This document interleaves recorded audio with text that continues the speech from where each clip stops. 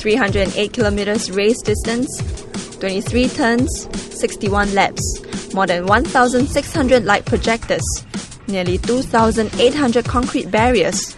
Behind these big numbers lie one of the biggest events here, the Singapore Grand Prix.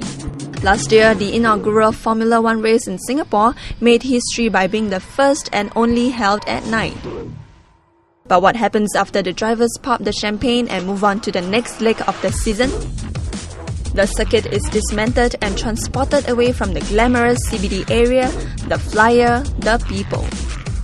It comes here, a forgotten warehouse at the other end of Singapore. But since the F1 race is coming back on 27 September this year, the warehouse springs into action to prepare for the highly anticipated event. And the person in charge at the Tampines warehouse is Mr. Sim Chip Hawk. As a managing agent of the warehouse, is to take care of the maintenance of the warehouse and also security of the warehouse and scheduling for contractor to come in to maintain and collect the items. Mr. Sim then shows us the concrete and fencing he works on every day, and not forgetting the remnants left by the racers last year. Crash mark here. This is a paint left over by the Ferrari. Remember last year's race when Ferrari's racer Kimi Räikkönen slammed into the tyre wall and crashes out of the competition? That is the red paint left behind from his car. Nearly 1,700 of these Tech Pro barriers are placed mainly at the bends to absorb the impact of the crash and prevent the racers from getting seriously injured. Does this need to be maintained or repaired? No, let's put in a cooler place. So this is still fine, it doesn't affect anything? No, still protect it still can be used. Use. For this warehouse with 20,000 meters square of space, it is an uphill task to keep the place clean and orderly. You notice that our stores are a bit messy, not properly arranged.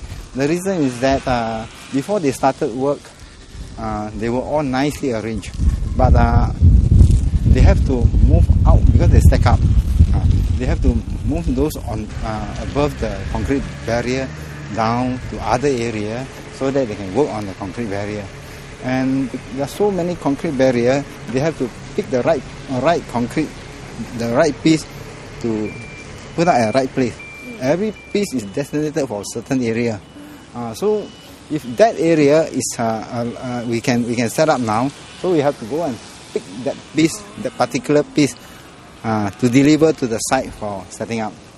That is why the preparation is quite difficult, and they have to mess up the whole place to pick up the right piece to be delivered. It sounds like a jigsaw puzzle. You have to find the right piece to fix into that particular area.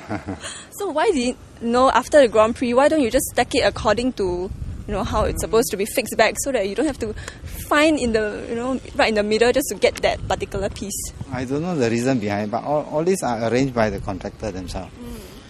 So they do the marking, they know where to pick up the piece, but I did not know why they not arrange like what you say. Since June this year, the F1 warehouse has been kept busy in preparation for the race. Contractors have started removing the fencing and concrete barriers to set up parts of the track. And Mr. Sim will have his work cut out for him in the next 7 weeks leading up to Singapore's F1 night race this year. Find out more about the race's critical lighting structures in the next clip.